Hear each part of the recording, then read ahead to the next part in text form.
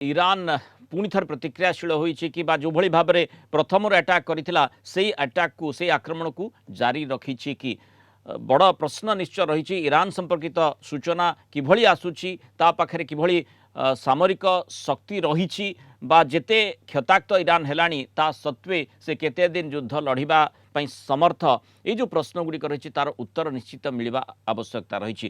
ଏବଂ ଯେଉଁଭଳି ଭାବରେ ଖାମେନେଇ ଯିଏକି ଇରାନର ସର୍ବୋଚ୍ଚ ନେତୃତ୍ୱ ସର୍ବୋଚ୍ଚ ଲିଡର ଆୟତୋଲା ଅଲି ଖାମିନେଇଙ୍କ ମୃତ୍ୟୁ ପରେ ଯାହାଙ୍କୁ ଗୁରୁ ଦାୟିତ୍ୱ ନ୍ୟସ୍ତ କରାଯାଇଛି ତାଙ୍କ ପୁଅ ମୋଜତାବା ଖାମିନେଇ ସିଏ ବର୍ତ୍ତମାନ ସୁପ୍ରିମ୍ ଲିଡର। କିନ୍ତୁ ଗତକାଲି ଇରାନର ଯେଉଁ ସୂଚନାଟି ରହିଥିଲା ଯେ ଖାମିନେଇ ଆହତ ହୋଇଛନ୍ତି, ସେଭଳି ସୂଚନାକୁ ନେଇ ବିଶ୍ୱ ବଜାରରେ ଚର୍ଚ୍ଚା କରାଗଲା। କିନ୍ତୁ ବର୍ତ୍ତମାନ ଯେଉଁଭଳି ଭାବରେ ଇରାନ ପକ୍ଷରୁ କୁହାଯାଉଛି ଯେ ଖାମିନେଇ ଆହତ କିନ୍ତୁ ସେ ସୁରକ୍ଷିତ ଅଛନ୍ତି। ଇରାନର ନୂଆ ସୁପ୍ରିମ୍ ଲିଡର ଆୟତୋଲା ମୋଜତାବା ଖାମିନେଇଙ୍କ ବାବଦରେ ଏଭଳି ସୂଚନା ଆସୁଛି ଯେ ସେ ଆହତ ହୋଇଛନ୍ତି, ସୁରକ୍ଷିତ ରହିଛନ୍ତି। ଯୁଦ୍ଧରେ ଆହତ ଖବର ମଧ୍ୟରେ ଇରାନରୁ ଏଭଳି ଭାବରେ ସ୍ପଷ୍ଟୀକରଣ ଆସିଛି। ଆକ୍ରମଣ ପରେ ବି ସୁରକ୍ଷିତ ସ୍ଥାନରୁ କମାଣ୍ଡ ଦେଉଛନ୍ତି ଗୋଟେ ସୁପ୍ରିମ୍ ଲିଡର। ଇରାନ ଏବଂ ଇସ୍ରାଏଲ ଆମେରିକା ମଧ୍ୟରେ ଚାଲିଥିବା ରମଜାନ ଯୁଦ୍ଧ ଭିତରେ ଇରାନର ନୂଆ ସୁପ୍ରିମ୍ ଲିଡର ଆୟତୋଲା ମୋଜତାବା ଖାମିନେଇ ସମ୍ପୂର୍ଣ୍ଣ ସୁରକ୍ଷିତ ଥିବା କୁହାଯାଉଛି। ଇରାନ ରାଷ୍ଟ୍ରପତି ମସୁଦ ପେଜେକ୍ସିଆନଙ୍କ ପୁଅ ୟୁସୁଫ ପେଜେକ୍ସିଆନ ଏହି ସୂଚନା ଦେଇଛନ୍ତି। ଆମେରିକା ଓ ଇସ୍ରାଏଲର ପ୍ରାରମ୍ଭିକ ଆକ୍ରମଣରେ 56 ବର୍ଷୀୟ ମୋଜତାବା ସାମାନ୍ୟ ଆହତ ହୋଇଥିଲେ, କିନ୍ତୁ ସେ ଏବେ ଦେଶର ନେତୃତ୍ୱ ନେବାକୁ ସମ୍ପୂର୍ଣ୍ଣ ଭାବରେ ସକ୍ଷମ ଅଛନ୍ତି। ଗଲା ଫେବୃଆରୀ 28ରେ ଇସ୍ରାଏଲ ଆକ୍ରମଣରେ ପୂର୍ବତନ ନେତା ଆୟତୋଲା ଅଲି ଖାମିନେଇଙ୍କର ମୃତ୍ୟୁ ପରେ ମାର୍ଚ୍ଚ 8 ତାରିଖରେ ମୋଜତାବାଙ୍କୁ ନୂଆ ସୁପ୍ରିମ୍ ଲିଡର କରାଯାଇଥିଲା। ଇରାନ ସରକାର ତାଙ୍କୁ ଜଣେ ଜାନବାଜ ବା ଆହତ ଯୁଦ୍ଧ ବୀର ଭାବରେ ସମ୍ବୋଧନ କରୁଛନ୍ତି। ଯାହା ରିପୋର୍ଟ ରହିଛି ତାଙ୍କ ଗୋଡ଼ରେ ଆଘାତ ଲାଗିଛି, ସେଥିପାଇଁ ସେ ସର୍ବସାଧାରଣକୁ ଆସିନାହାନ୍ତି। ମୋଜତାବା ଗୋଟିଏ ଗୁପ୍ତ ଏବଂ ସୁରକ୍ଷିତ ସ୍ଥାନରୁ ଇରାନର ସାମରିକ କାର୍ଯ୍ୟକଳାପ ଏବଂ ମିସାଇଲ ଆକ୍ରମଣର ନିର୍ଦ୍ଦେଶ ଦେଉଛନ୍ତି ବୋଲି କୁହାଯାଉଛି। ଆଉ ଇରାନ ଗଣମାଧ୍ୟମ କହୁଛି ଦେଶରେ ସ୍ଥିରତା ବଜାୟ ରଖିବା ପାଇଁ ସୂଚନା ଦିଆଯାଇଛି ଯେ ନୂଆ ନେତା ସୁରକ୍ଷିତ ଅଛନ୍ତି ଏବଂ ଶତ୍ରୁର ମୁକାବିଲା ପାଇଁ ସମ୍ପୂର୍ଣ୍ଣ ପ୍ରସ୍ତୁତ ଅଛନ୍ତି।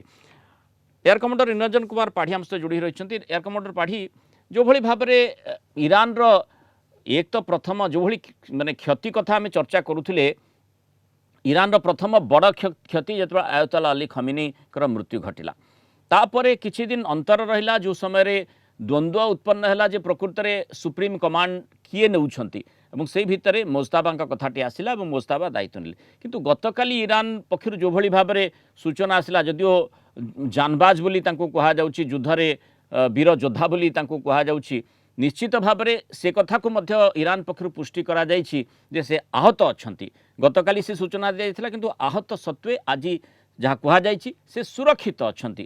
ୟାକୁ ଆପଣ କିଭଳି ଭାବରେ ଦେଖୁଛନ୍ତି? ଏହାର ତାତ୍ପର୍ଯ୍ୟ ଯୁଦ୍ଧ ପରିପ୍ରେକ୍ଷୀରେ କ'ଣ ରହିପାରେ ଏବଂ ପ୍ରକୃତରେ ଇରାନ ଯୁଦ୍ଧ ଲଢ଼ିବା ପାଇଁ ତାର ଯେଉଁ କମାଣ୍ଡ ପାଇବା ଲାଗି ସକ୍ଷମ ନା ନୁହେଁ?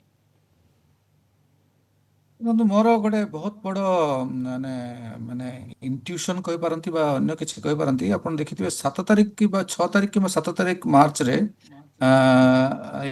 ଇସ୍ରାଏଲ ଗୋଟେ ଡିକ୍ଲେୟାର କରିଥିଲା ଯେ ଏଇ ଯେଉଁ ହମାସ, ହିଜବୁଲ୍ଲା ଆଉ ହାଉଦିସ୍ ସେମାନଙ୍କର ଯିଏ ବି ଲିଡରସିପ୍ ନେବ ତାଙ୍କୁ ଆମେ ନିଶ୍ଚିତ ଭାବରେ ମାନେ ଡିକ୍ଲାରେସନ୍ ଯଦି କରିଦେବେ ତାହେଲେ ଆମେ ନିଶ୍ଚିତ ମାରିଦେବୁ।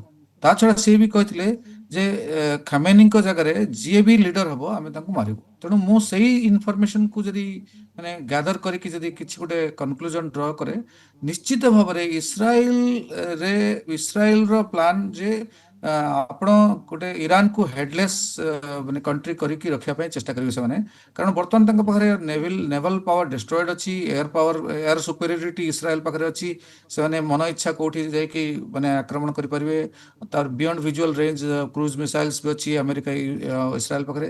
ତେଣୁ ଯଦି ମାନେ ମୁସ୍ତାବାଙ୍କର ଯଦି ଲୋକେସନ ଠାବ ହେଇଗଲା, ଯୋଉଟା ପସିବଲ, କାରଣ ଇରାନର ବହୁତ ମାନେ ଇରାନ ଭିତରେ ମୋସାଦ ବା ତାଙ୍କର ଇଣ୍ଟେଲିଜେନ୍ସ ଗ୍ରୁପରେ ବହୁତ ଲୋକ ଅଛନ୍ତି ଯେଉଁମାନେ ତାଙ୍କୁ ଖବର ଦେଇ ଦଉଛନ୍ତି। ଯଦି ଠାବ ହେଇଗଲା ଆଜ୍ଞା ତେଣୁ ସେ କଣ କହନ୍ତିନି ଯଦି ପୃଥିବୀର କୌଣସି କୋଣରେ କୌଣସି ଗାତ ଭିତରେ ରହିଲେ ବି ସେ ମାନେ bunker is like hole only, ସେ ଭିତରେ ରହିଲେ ବି ତାଙ୍କୁ ଆମେ ନିଶ୍ଚିତ ଠାବ କରି ମାରିବୁ।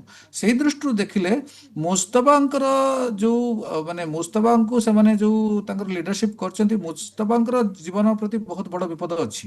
ତେଣୁ ସେଇ ଦୃଷ୍ଟିରୁ ଦେଖିଲେ ସେ ତାଙ୍କୁ ଇରାନର ଯୋଉ ଆଇଆରସିଜି ଯୋଉ ଅଛନ୍ତି ଆର୍ମି ୟୁନିଟ୍ ଅଛି, ତାକୁ ତାକୁ ସେମାନେ ତାଙ୍କର ଲିଡ୍ କରିବାର କ୍ଷମତା ବହୁତ କମିଗଲାଣି।